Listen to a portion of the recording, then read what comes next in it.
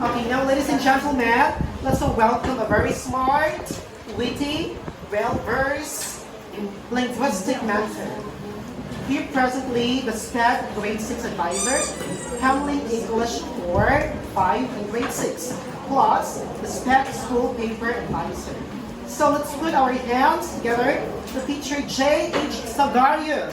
He will tackle on session 5, the walkthrough of the curriculum guide, curriculum standards and learning competencies, and unpacking by clustering of learning competencies quarter 3 and quarter 4. So let's give a round of applause to Sir J. Thank you, Thank man. you so much. It's first time right? Hello, friends. Ako ay mga action waves. Bago ba na ito? Okay.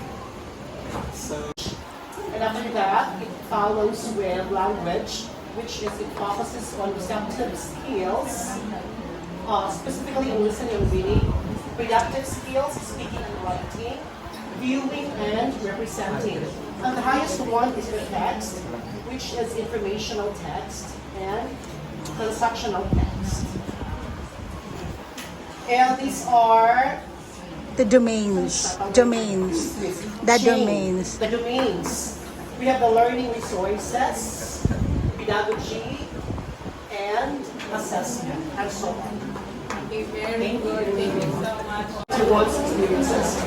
We also have sequencing abilities express, summarizing statements, drawing conclusions, using visual expressions, using gestures. So kani siya mo siya katungurang something road. And this one is the unpacking. We have the unpacked here of noting important elements. We have unpacked. Huh? Okay, this is an example of unpacking.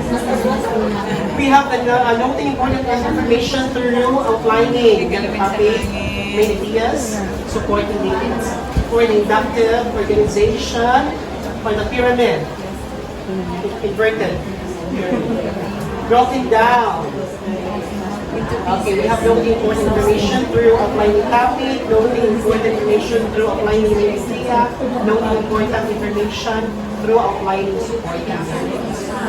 I think we have expounded because we're all teachers and we have often those important.